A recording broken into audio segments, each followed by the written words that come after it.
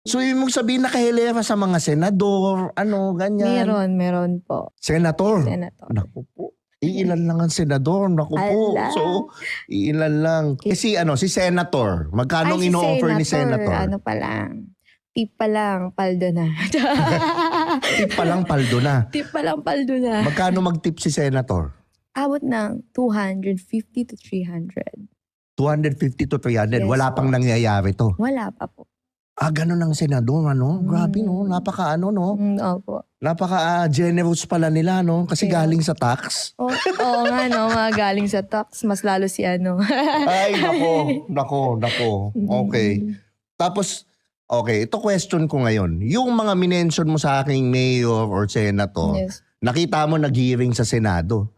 Nandun sa hearing, yung mga nag-offer? Nandun. Nandun? Oo, nandun, syempre. Nako, okay. Ito na lang, final. Yung nandun sa hearing na senator, bigyan mo ko initials lang. Pwede ba yun? Oo, initials lang. First name, last name. First name, last name. Hala, sobrang dali kasi. Sige lang. Initials.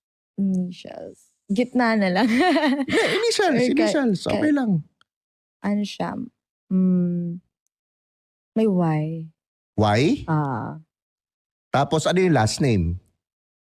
Hala, ang hirap na ito. Kinakabahan Hindi, ako. first letter ng first name. O, sige. First letter. First name. R. R. Last name. Hala, wag na. First letter ng last name. First letter ng last. O, sige. Wag first letter. Last letter ng last name. letter. R ang first name, di ba? Opo. Last letter ng last name. F na lang. Ha? F. F ang last name. Opo. Yun ang last letter, yung elf? Hindi. Second, pangalaw. Pangalawa. Pangalawang letter ng last name. Opo. Okay.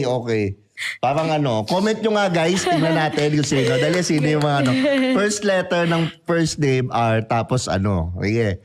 Yung second letter or third letter, no? Opo, F, no? Yes, po. Comment nyo nga. Sige nga, hindi ko